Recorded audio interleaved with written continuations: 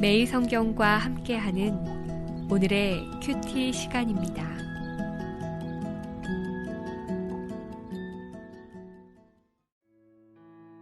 12월 14일 오늘의 말씀은 사사기 21장 13절에서 25절입니다. 온 회중이 림몬 바위에 있는 베냐민 자손에게 사람을 보내어 평화를 공포하게 하였더니 그때 베냐민이 돌아온지라. 이에 이스라엘 사람이 야베스 길르앗 여자들 중에서 살려둔 여자들을 그들에게 주었으나 아직도 부족하므로 백성들이 베냐민을 위하여 뉘우쳤으니 이는 여호와께서 이스라엘 지파들 중에 한 지파가 빠지게 하셨음이었더라.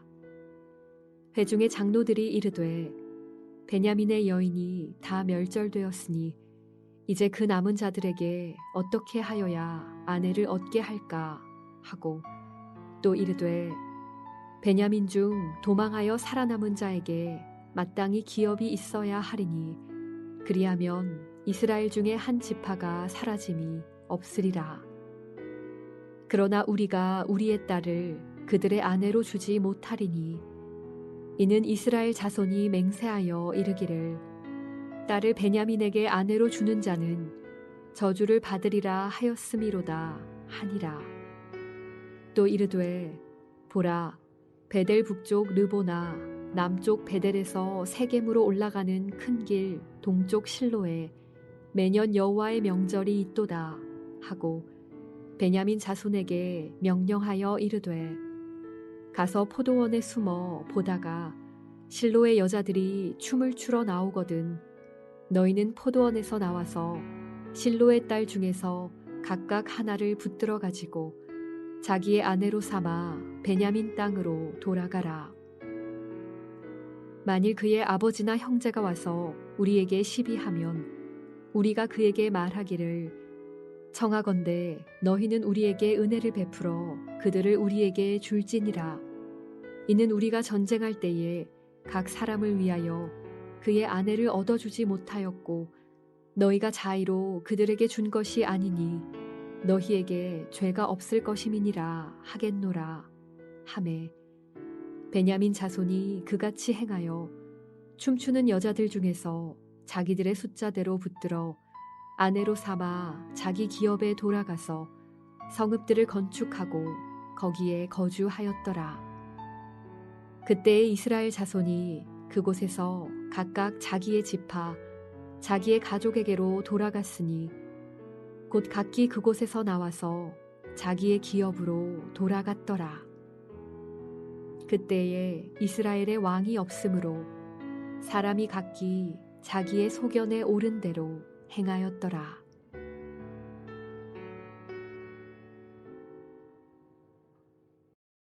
사사기 21장 13절에서 25절 말씀을 함께 묵상하겠습니다. 오늘로써 사사기가 끝이 나지요. 사사기의 가장 중요한 주제는 이스라엘에게 왕이 없으므로 자기 소견대로 행한 것입니다.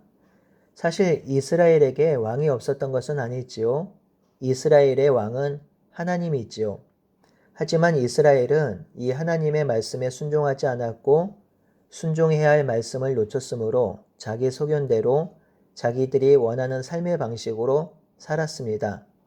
이러한 이스라엘 백성의 삶을 적나라하게 그려낸 것이 17장에서 21장입니다. 이 본문을 보면 이스라엘 백성의 삶은 이방인과 똑같은 삶이었습니다. 이스라엘은 베냐민 지파 2만 5천 명을 죽였습니다. 그 중에 베냐민 자손 600명은 살아남아서 림몬 바위에 숨어서 넉 달을 지냅니다. 이때 이스라엘은 베델에 앉아서 저녁까지 울지요. 베냐민 지파를 다시 살려야 하는데 베냐민 지파에게 아내를 주지 않기로 맹세했기 때문이죠. 이 맹세에 한 가지 추가 사항이 있는데요. 베냐민 지파에게 아내를 주는 자는 저주를 받을 것이라고 하였습니다. 이 맹세는 베냐민 지파를 멸절하고 싶은 마음이 들어가 있었고요. 또한 베냐민을 이방인 취급하는 맹세였습니다. 신명기 7장에 보면 하나님이 이방인과 결혼하지 말라고 하셨는데 마치 베냐민을 그렇게 취급한 것입니다. 그러니 이 맹세는 하나님이 기뻐하지 않은 맹세이며 자신들의 분노를 다스리지 못해서 한 맹세라고 볼 수 있습니다. 이 맹세는 베냐민 지파를 회복할 기회를 아예 봉쇄하는 맹세입니다. 그래서 이스라엘은 비통에 빠져 있죠. 그러다가 한 가지 해결책을 찾습니다. 이 해결책은 그들이 맹세한 것을 떠올림으로 생각해낸 해결책입니다. 베냐민 지파의 전쟁에서 참여하지 않은 자들을 멸절하겠다고 했는데요. 그것을 기억한 것이지요. 이스라엘 백성은 그 맹세를 다시 이룹니다. 그래서 베냐민 지파와 전쟁에 참여하지 않은 야베스 길르앗을 진멸하기 위해서 큰 용사 12,000명을 보냅니다. 그리고 400명의 여자만 남기고 그 주민과 부녀와 아이들을 칼로 죽입니다. 그리고 그 여자를 실로에 데려오지요. 그 후 13절에 보면 림몬 바위에 숨어있는 베냐민 자손에게 사람을 보내어 평화를 공포합니다. 이스라엘은 야베스 길앗 여인 400명을 베냐민에게 주었습니다. 참 이상한 논리죠. 야베스 길앗 사람들이 이스라엘과 연합하지 않아 야베스 길앗 주민을 죽여야 한다면 모두 죽여야 했습니다. 그러나 이스라엘은 자신의 마음대로 400명을 살려두어 베냐민 지파에게 줍니다. 이스라엘은 자신의 잘못된 맹세로 생긴 문제를 해결하기 위해 야베스 길르앗 주민을 무참히 죽였고 400명을 강제로 결혼시켰습니다.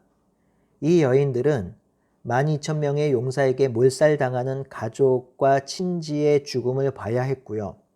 또한 원하지 않는 강제 결혼을 하게 되었습니다. 이스라엘은 이 400명의 여인들에게 관심이 없습니다. 오직 이들을 도구로 삼아서 베냐민 지파를 살리기에만 몰두합니다. 이스라엘의 이기적인 욕망을 볼 수 있는 대목이지요. 그렇게 해도 아직 여인이 200명이 부족합니다. 그래서 다시 여인 200명을 찾기 위해서 고군분투하지요. 참 이상합니다. 이스라엘 백성들은 분노에 차서 베냐민 자손을 멸절하려고 했습니다. 그런데 이 시점에서 다시 베냐민 지파를 결혼시키게 하려는 이유가 무엇일까요? 17절에 그 답이 있습니다. 베냐민 지파에게 기업이 있어야 하기 때문이죠. 기업은 자손에게 물려주어야 하는데 결혼을 하지 않으면 기업을 물려준 자손이 없기 때문이죠. 만약 베냐민 지파가 기업을 잃어버리면 이것은 베냐민 지파만의 문제가 아닙니다. 이것은 온 이스라엘의 문제가 될 수 있습니다. 왜냐하면 이스라엘은 12지파의 공동체이기 때문입니다. 그래서 이들은 베냐민 지파가 멸절당하지 않도록 하기 위해서 노력하고 있는 것이지요. 이 문제의 해결을 위해서 한 가지 해결책을 찾습니다. 지금 북쪽 지역 실로에 여호와의 절기가 열리고 거기에서 춤추는 여인이 있음을 떠올립니다. 20절에 보니 포도원을 말하는 것으로 보아 아마도 추수와 관련 있는 장막절 절기일 것입니다.